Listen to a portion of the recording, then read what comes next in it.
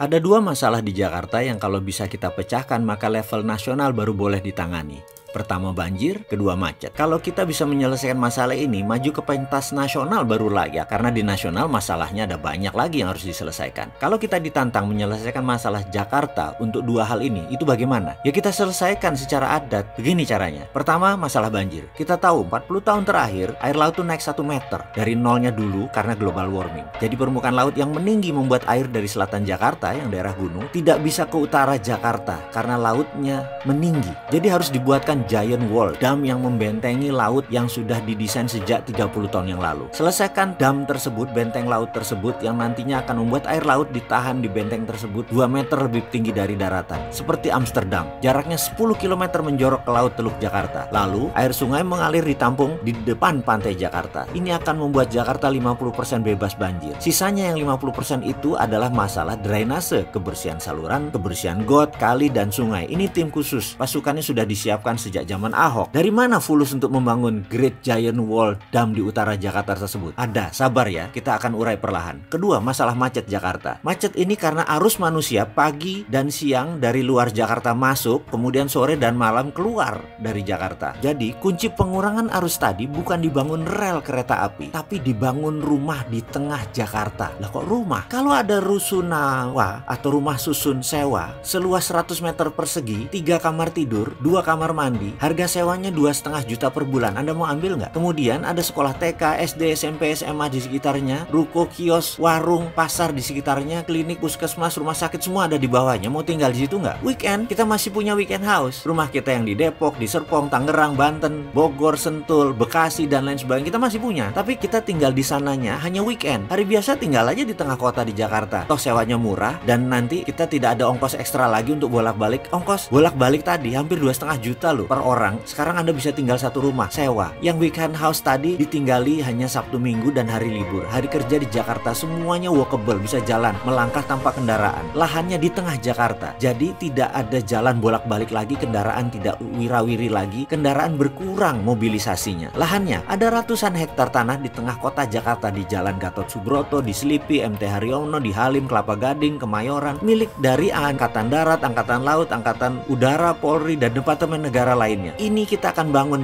oleh Pemda. Kita sebagai Pemda akan membangun. Bagi hasil berupa rumah untuk prajurit atau staf TNI atau pegawai negeri lainnya. 10%, sisanya untuk publik. Publik sewa. Lahannya lebih kali 1.000 hektar ada di tengah kota Jakarta. 1 juta rumah bisa berdiri untuk 5 juta orang. Kita perlu 120 juta meter persegi bangunan plus sarana. Kalau per meternya 4 juta, kita perlu 500 triliun. Sekali lagi, dari mana uangnya? Ada, sebentar. Yang penting konsepnya diterima dulu. Great Giant Wall Dam senilai 300 triliun dan 500 triliun rusunawa. Efeknya nanti BBM turun pemakaiannya. Udara Jakarta bersih, banjir berkurang, macet berkurang. Lalu dari mana uang 800 triliun tersebut? Hutang, investor asing. Ya nggak ngutang lah. Bukan kita banget ngutang itu. Semua itu akan dijawab di video setelah ini.